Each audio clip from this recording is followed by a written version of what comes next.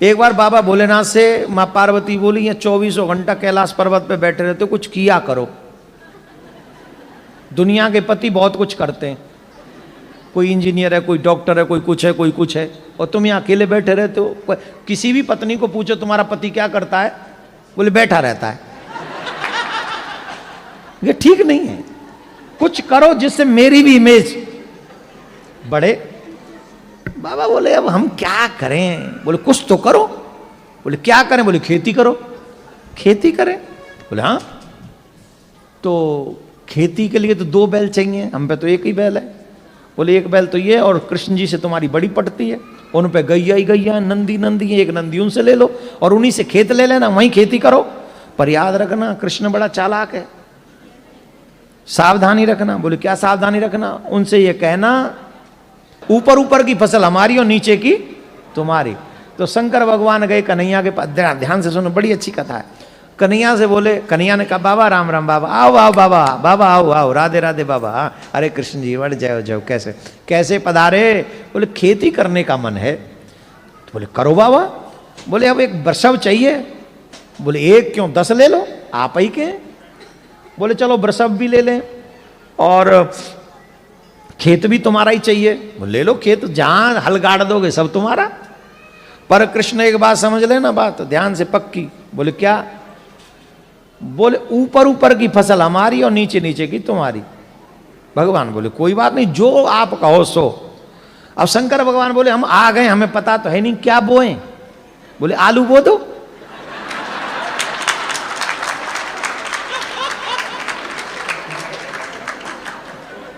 आलू बो दो। बोले ठीक है। अब बोले शंकर भगवान बोले अब जब फसल पक जाएगी तब मिलेंगे, तब तक हमारे को डिस्टर्ब नहीं करना, पूरी फसल करेंगे। बोले हाँ बाबा वो। महाराज बाबा ने हल चलाया, बाबा ने आलू बोए, बाबा ने सब बढ़िया बढ़िया हो गया। अब जब फसल हो गई तो आलू निकाल दिए गए। अब ऊपर नीचे वाली तो छोड़नी है, ऊपर वाली फसल तो ऊपर क्या था, आलू के ऊपर क्या होता है। तो बोले ये लो। बाबा ने इकट्ठी की वो ऊपर ऊपर वाली घास और बोरा भरा, और बोरा भर के वो नंदी पे रखा और कहा ये नीचे नीचे वाली फसल आपकी। बोल जाए प्रभु बहुत अच्छा, आपको हमारा प्रणाम, और कभी खेती करनी हो तो आ जाना। बोले हाँ ठीक है आ जाएंगे।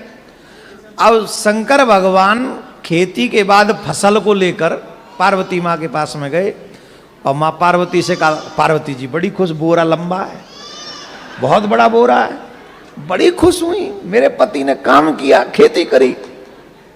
तो देखा, बोले क्या खेती करी। बोले आलू बोए। आलू आलू, चलो कोई नहीं, लाओ आलू कहाँ है।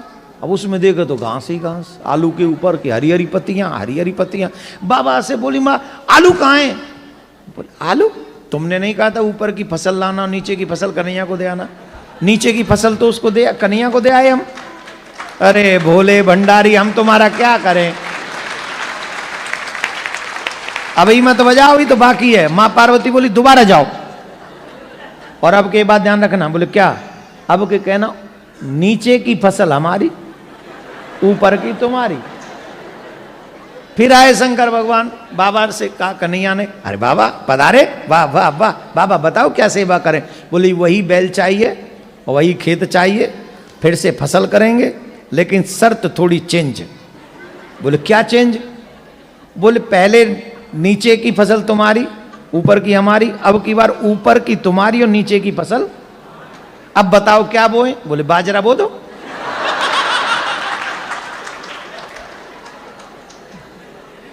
बाजरा हो गया। बोले खेती के बाद ही मिलेगा। हाँ मिल, बाजरा हो गया। ऊपर ऊपर की बाल रख ली भगवान ने, नीचे की वो काट काट के सरकंडे से नंदी के ऊपर रखे। नंदी बोले चले बाबा। बोले हाँ चलो, अब की बार तो बहुत लंबी है, चलो अब बड़े खुश हो जाएंगे देवी जी।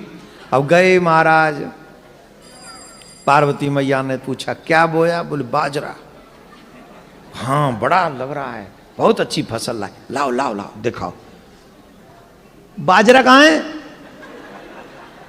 बोले तुम्ही ने तो कहा था कि नीचे की फसल हमारी, ऊपर की उनकी, तो उन्होंने ऊपर।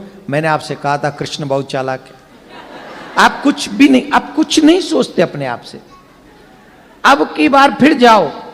अब क्या करना, उनको कहना कि नीचे की भी फसल हमारी, ऊपर की भी फसल हमारी, बीच की तुम्हारी। तो ठीक है।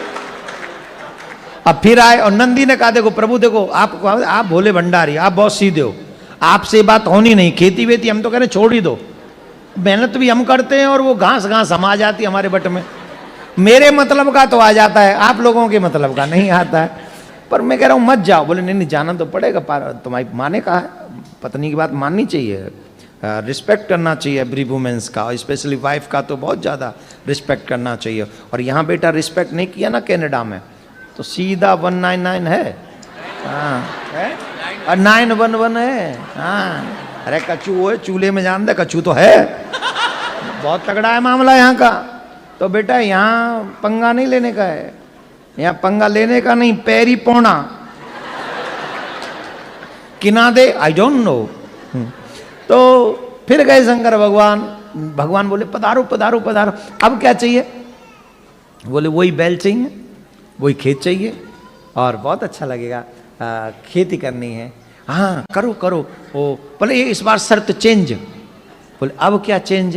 बोले अब की बार नीचे की भी फसल हमारी और ऊपर की भी फसल हमारी। अब बताओ कन्हैया कौन सी फसल बोए? बोले मक्का बो दो।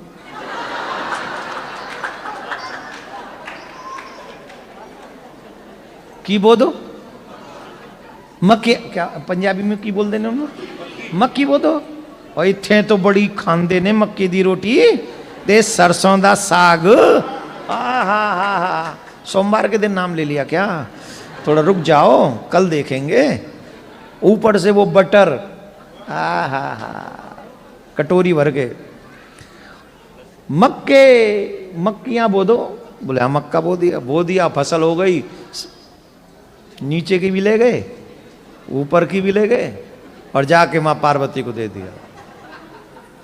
माँ पार्वती ने हाथ जोड़ लिए, बोले मेरे भोलेनाथ, मेरे भोले भंडारी, मुझे पता चल गया मुझे पति कैसा मिला है।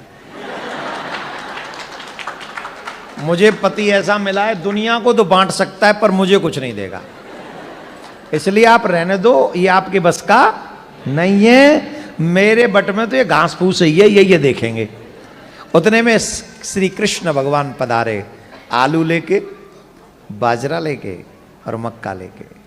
और भगवान श्री कृष्ण माँ पार्वती को प्रणाम करके कहते हैं माँ ये मेरे भोले भंडारी का स्वभाव है, प्रयास मेहनत खुद करते हैं पर बांट संसार में देते हैं, अपने लिए रखते नहीं, अपने लिए नहीं रखते, अपने लिए नहीं करते, जो करते पूरे संसार के लिए करते हैं। और आज भोलेनाथ जैसा दयालु कौन हो सकता है? इसलिए आप सबसे मेरा निवेदन है, तुम लोगों के भाग्य जगे हैं तब भोले बाबा की श्रावण मास में शिव पुराण की कथा इत्थे हो रही है, तो आड़ी किस्मत खोलन वास्ते। मैं आपको सच कह रहा हूं, जो तुम्हारे भाग्य में लिखा है उसे कोई नहीं मिटा सकता सिवाय परमात्मा भोलेनाथ के। भोलेनाथ पर वो सामर्थ्य है कि तुम्हारे भाग्य में लिखे को भी मिटा सकते हैं। तो जिन जिन के भाग्य अच्छे करवाने हो, बुरी रेखाएं मिटवानी हो और कहें परलोक जिनको संभलवाना हो, आप सब अपने परिवारी जनों के साथ में एवरीडे शिव महापुराण की कथा। वैसे तो 3 दिन से एवरीडे आप बढ़कर आए, हर दिन बढ़े हैं, और यही आशा सनातनियों से रखूंगा और 6 दिन कि हर दिन आप बढ़ चढ़ कर आए।